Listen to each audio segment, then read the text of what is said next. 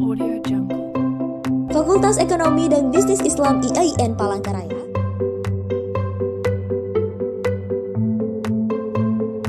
Audio Jungle. Audio Jungle.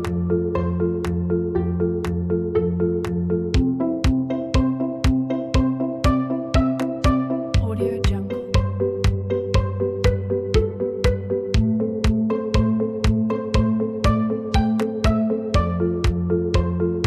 Audio Jungle.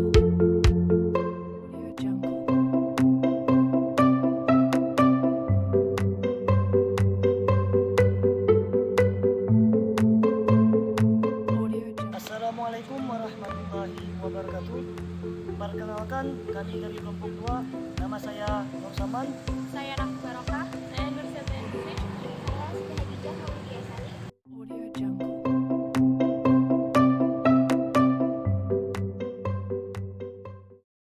Kali ini kami berkunjung di salah satu pengusaha kuliner yaitu bakso bakar Pak Ale yang berada di Kota Palangkaraya, Jalan Temanggung Tilung 11, depan toko Serba 35. Baik, langsung saja kita dengarkan setelah ini.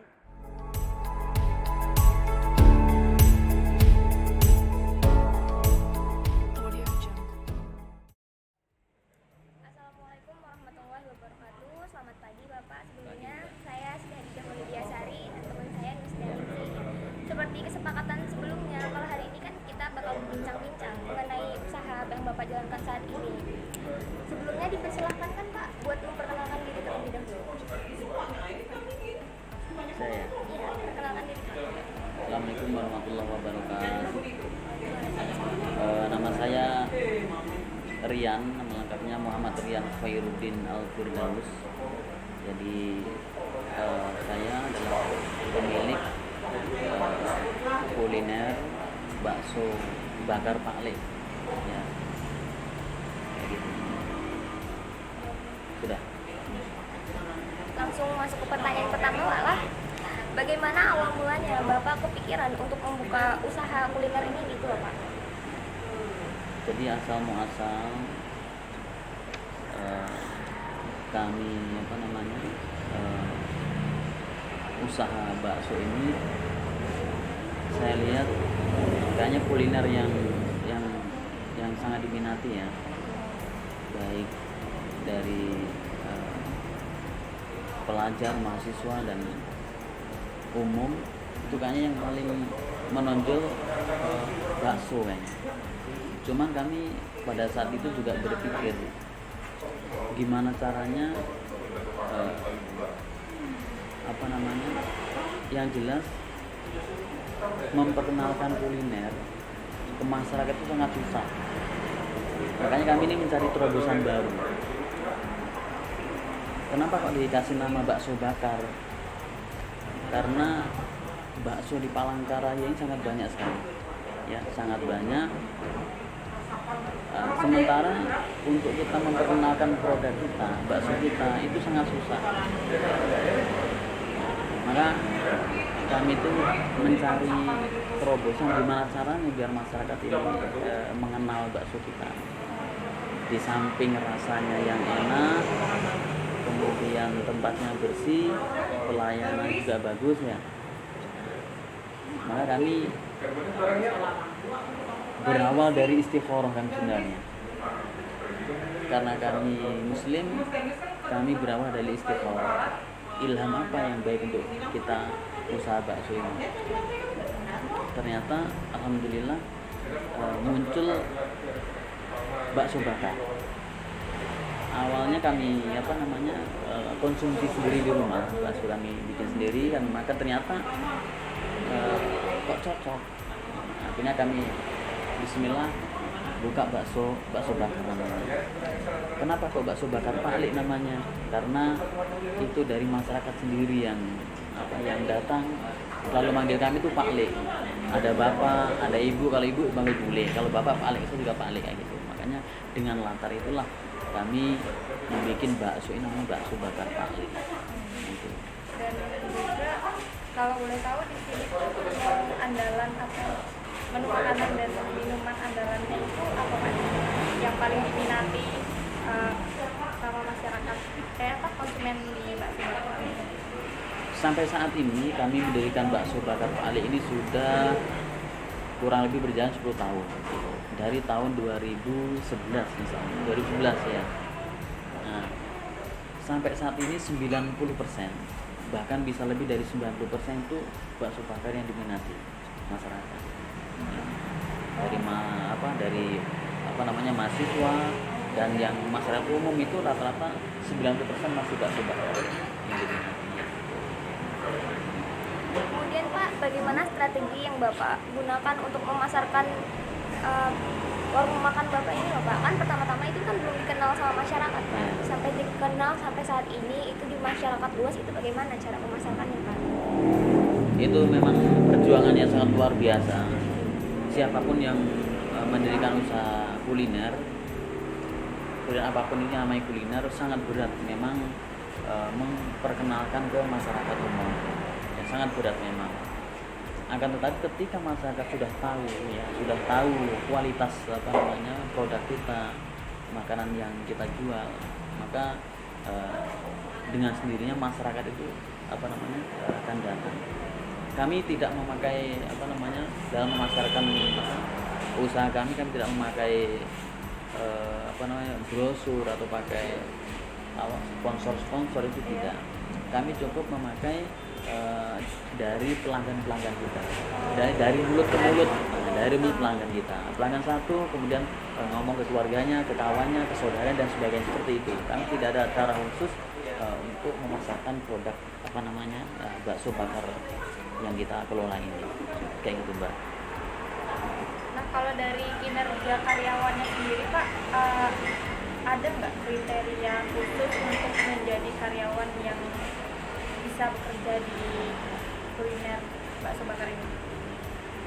Baik, sebenarnya kami di samping mendirikan bakso ini, kami juga mempunyai pemikiran buka peluang usaha, peluang pekerjaan bagi teman-teman anak-anak muda yang mohon maaf ada yang nggak sekolah ya dan sebagainya, itu untuk mereka bekerja di sini. Yang jelas kalau kriteria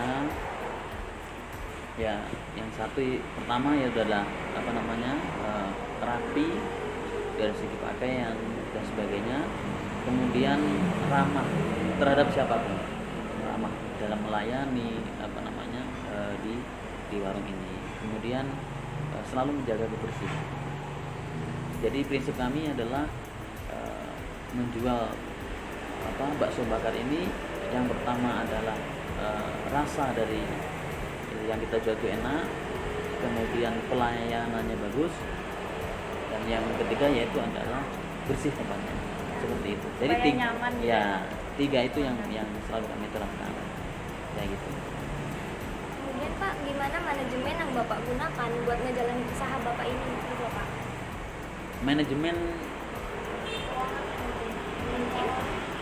Manajemen kami berawal dari memang betul-betul nol ya, dulu dari awal kami memang betul-betul dari nol, kemudian sampai berjalan pelan-pelan kami banyak sih yang sebenarnya yang menawari untuk pinjaman dan sebagainya macam untuk modal usaha. Kami karena tidak terbiasa hutang ya, mohon maaf ya, tidak terbiasa hutang, jadi kami berjalan apa adanya. Dari keuntungan sedikit demi sedikit yang kita dapatkan, dari situ kita kembangkan ya, kayak gitu Pak.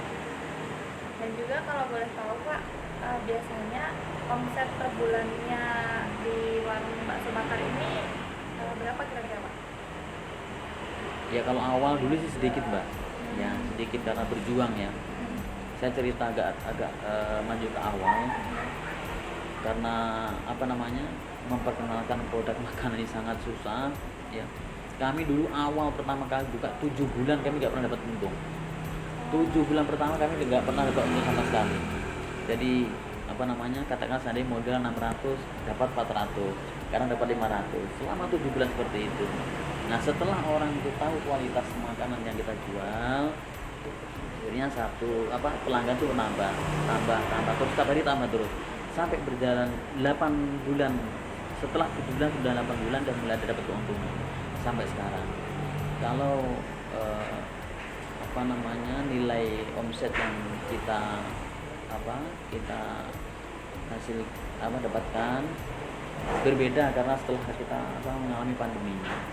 Nah, pandemi ini memang sangat luar biasa dampaknya sampai yang bekerja di sini pun kami rumahkan bahasanya ya.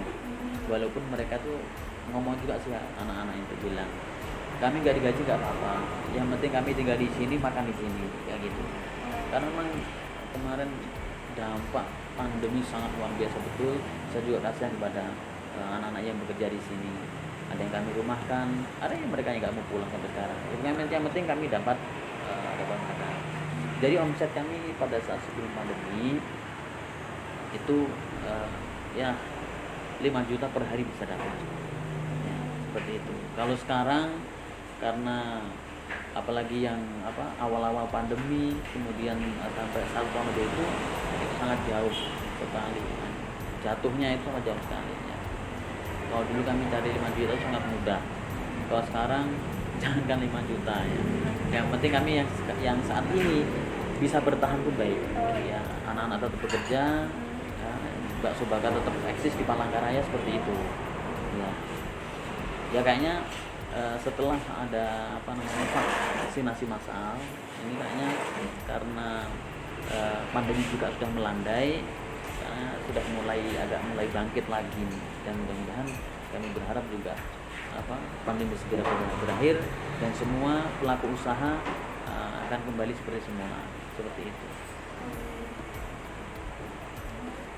Ada lagi ya. Dan bagaimana sih cara Bapak untuk istilahnya tuh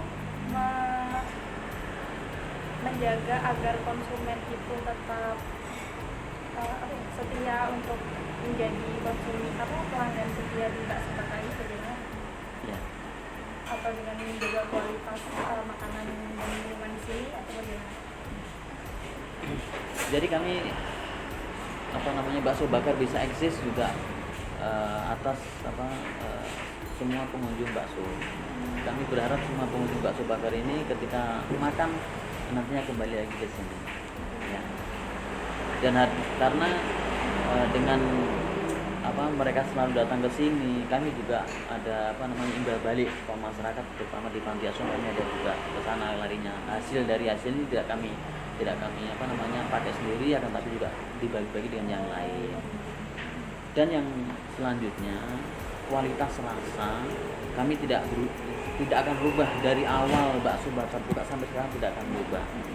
Bahkan kalau kami ada dapat pesanan untuk acara pernikahan, acara itu malah bisa kami lebih enak lagi bikinnya kayak gitu.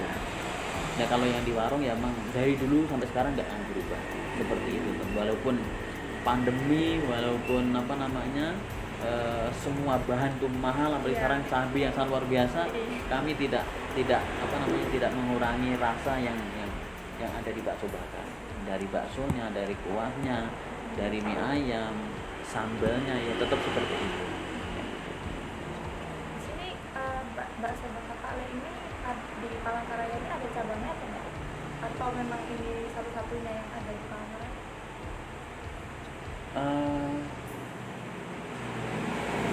Kalau cabang kami ini pada hari ini juga sudah buka. Kami buka cabang bakso bakar Pale 2 itu sudah buka dan pada hari ini mulai buka. Ya. Itu ada di Jalan Yosudarso. Jalan Yosudarso sampingnya TVRI ada di sana. Itu yang ngelola adik saya. Ya di sana. Jadi sebenarnya kemarin sudah lama mau buka cabang, cuma karena pandemi akhirnya nggak jadi. Ya, ngelola yang ada. Cuman alhamdulillah hari ini bakso bakar Pale yang 2 itu udah buka. Ya mudah-mudahan harapannya bisa ramai kayak yang ada di sini. Oh ya Pak, untuk penutupnya, Ya. kira-kira motivasi apa Bapak untuk anak-anak muda yang akan akan memulai dan merintis usaha yang dari nol supaya tetap konsisten dalam menjalankan bisnisnya itu seperti apa Pak? Terutama di bidang kuliner. Iya. Kalau pesan saya untuk anak muda, ya, di era digital seperti itu sangat luar biasa pengaruhnya, dampak negatif dan positif sangat luar biasa. Akan tetapi kita harus pinter-pinter ya, pinter-pinter di zaman era digital ini, jangan sampai dengan digital ini justru malah menjadikan kita tuh hancur dari segi apapun. Karena dengan di era digital ini apapun sangat mudah. Sangat mudah. Beda dengan kami pada saat awal membuka bakso bakar ini, untuk memasarkan pun susah. Dan kalau sekarang lewat dunia digital itu sangat mudah sekali. Dari pelanggan pun bisa memasarkan. Dari kita sendiri juga bisa memasarkan. Ya, kalau saya berpesan buat anak-anak muda sekarang, ada tip buat anak muda sekarang, yaitu trik sukses. Yang pertama adalah alim fakih. Dasar awal itu alim fakih, sukses ya. Alim dan fakih. Kemudian berakhlakul karim, akhlak yang mulia, yang baik. Kemudian yang ketiga adalah mandiri. Mandiri tidak selalu menggantungkan pada orang lain, baik orang lain ataupun orang tua. Ya memang berat ya, untuk mandiri itu berat. Harus belajar dari yang kecil.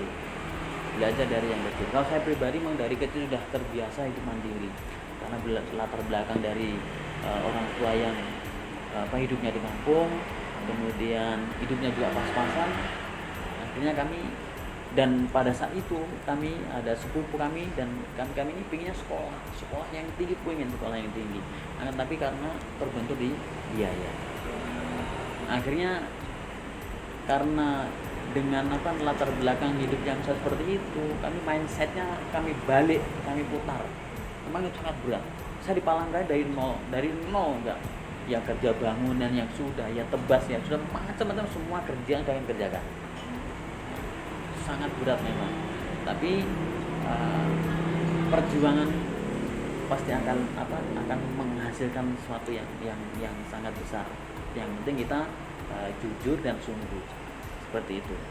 Jadi pesan saya kepada anak muda yang sekarang ini ada itu sukses, berakhlakul karimah, alim fakih, akhlakul karimah dan mandiri.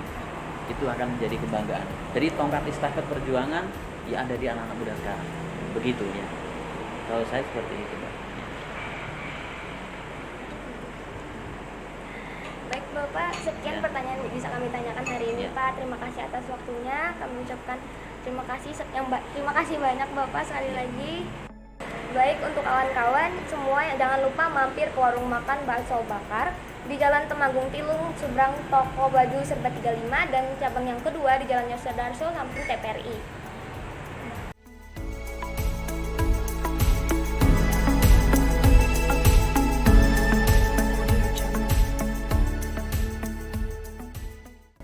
Baiklah, di sini saya akan menyimpulkan hasil dari kegiatan wawancara kami di warung kuliner bakso bakar Pak Le. Owner dari warung bakso bakar ini sendiri adalah Bapak Muhammad Rian Khairuddin Al-Firdaus.